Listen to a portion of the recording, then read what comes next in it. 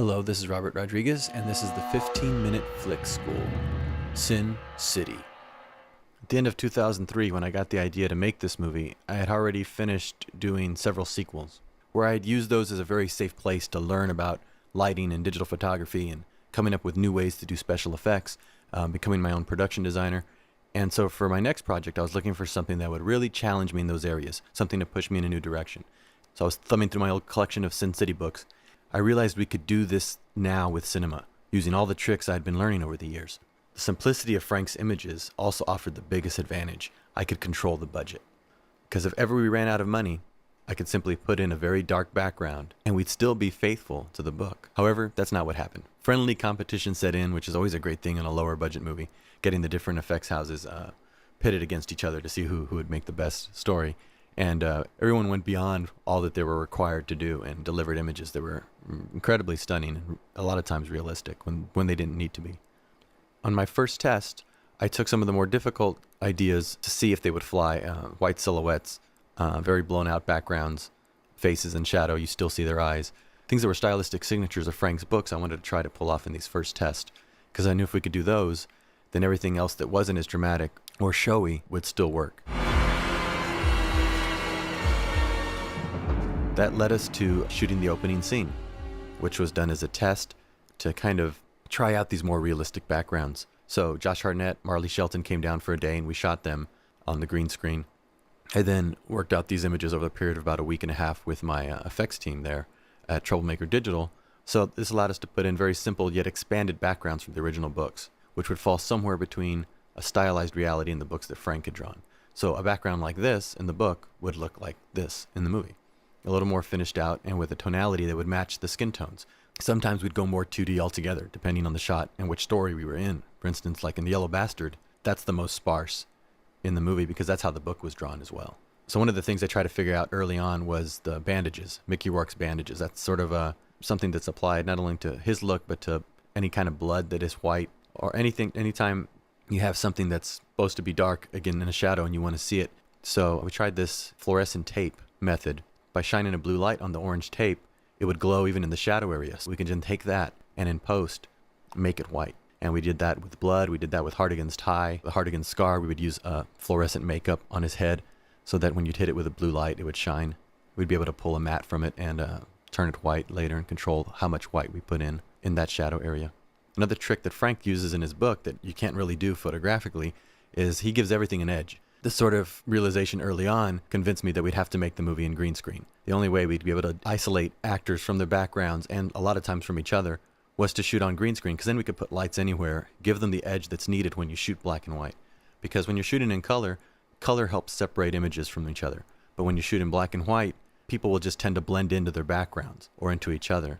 If you look at any other black and white movie, they're really more gray and white movies. They don't have as much black as we do. I like that style in Frank's book, and I wanted to do that in the movie, so we separated everybody and chose their costumes very carefully, and would use layering in order to separate people from the backgrounds. So when you have someone running through a forest, this would be impossible to keep a constant edge light on them to separate them from the trees. But because we're shooting green screen, I can put him on a treadmill, I can edge light him, creating a very graphic image. That was the thing that excited me most about the lighting, is I could finally put lights anywhere I wanted on the set and get the result that you want and have that sort of perfection to the images that you couldn't do on a normal set because of the limitations of framing and light spill. You take the bathroom, for instance. A stylistic thing you would do in cartooning is to take the tile and make it black with a white grout when it's in a shadow area. And when it gets to a bright area, you would reverse it, making it a white tile with a black grout. Now, unless we went in and hand painted everything this way on a real set, we really couldn't get this effect. It's not realistic, but to your mind's eye, it would work. You have these layers of unreality being presented as the world that you're in when you're in Sin City. People ask why the different colors of blood. Well, you got the Yellow Bastard blood, which was really blue blood when we photographed it. The white blood, which Frank would use sometimes, like in The Big Fat Kill, when Jackie Boy's arm gets cut off, he had drawn it with white blood spewing everywhere. And then sometimes I chose red blood. I found that when Bruce Willis or Mickey Rourke were bloody, it just looked like their faces were dirty. And when you want the audience to feel the pain that they're going through, you want to see that blood. So I experimented with, in post-production, I tried bringing up just the red, and it worked much better. It had this effect of being almost like a color close-up. where all you saw was the red. And that was a really dramatic effect. Somewhere in the middle of shooting, I started telling Frank that I might be pulling more color into the movie as I found necessary in editing, and explained one of the ideas would be taking Goldie and making her gold. And Frank said, oh, you're using color as a weapon. I like that. So that sort of became the idea for the film, was to use color when needed if it was going to highlight an idea or create a different abstraction or concept. So how do you go about doing something like this? Well, years ago, I started my own effects company to not only develop ideas that I had, but also to finish out shots if need be. Any of the bigger conceptual ideas or stunt shots with cars, I had my guys work out first. And then once we had it blocked out, I would then turn it over to the other effects houses to finish. Things that needed a lot more development in a look, I would do with my guys. But that's how you get to make something that's very new and very different and experimental, is by having your own effects company. It's just a necessary thing these days. The other way to save money on a movie like this, and because we're shooting green screen, is to shoot very fast. And the actors love moving that fast. The first day on green screen is always the hardest. Can I just go home, please? Can I just go back to Los Angeles, please? Fucking great. I don't want to go to school. Excuse me, miss. I was wondering if you could help me. I'm looking for somebody. After that, they all get in the swing of things. 8 long fucking years, you fucking brat!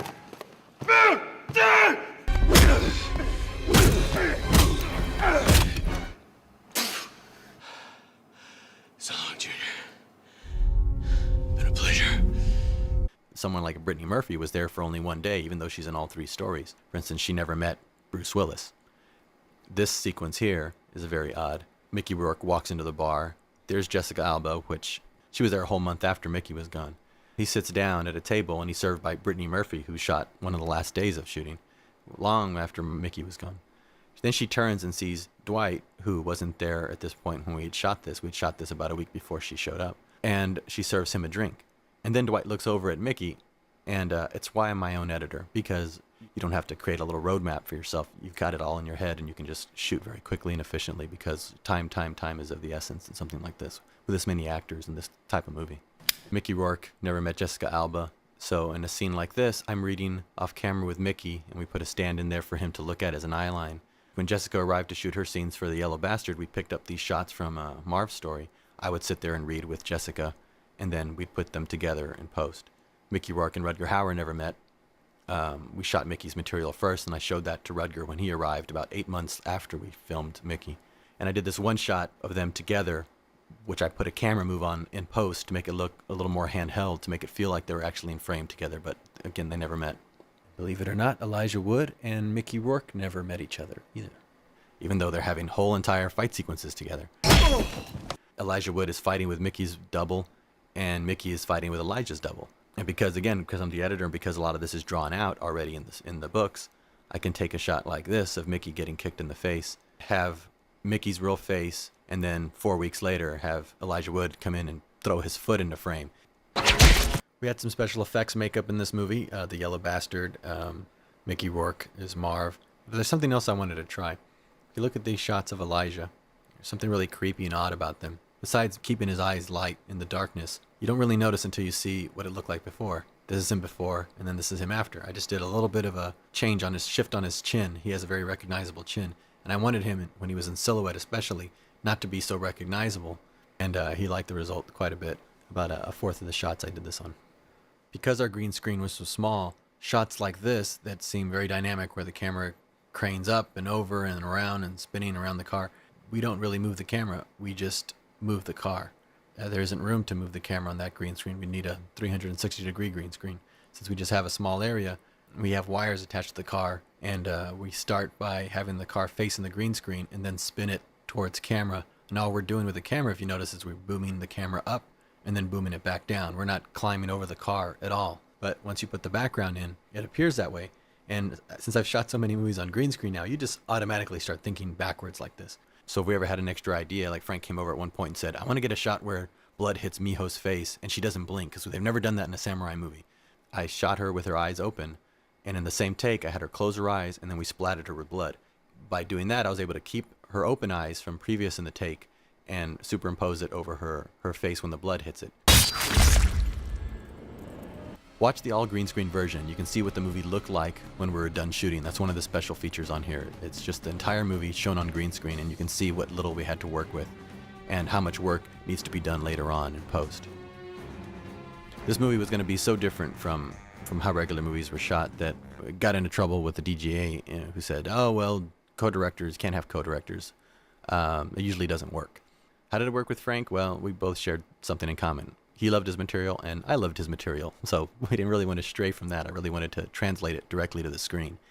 And if you read his books, you see that he's already a director. He was just working with paper instead of a camera. I really wanted to emulate that in the movie and make the cinematic equivalent of his book. Frank had some very specific directions sometimes, like he didn't like how this mercenary was holding his gun. It wasn't as visual or how he would have drawn it. So you see him adjusting the gun, and the guy's looking at him like, what the hell is he talking about? But of course, he's not seeing what Frank's seen.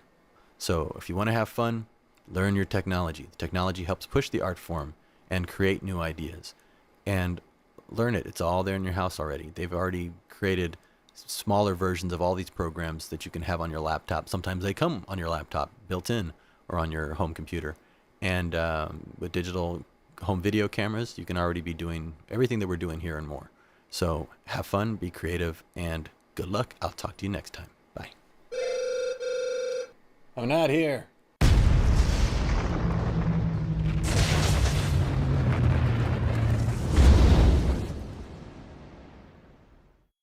Just so the old fart could hold on to some hope of having a grandson.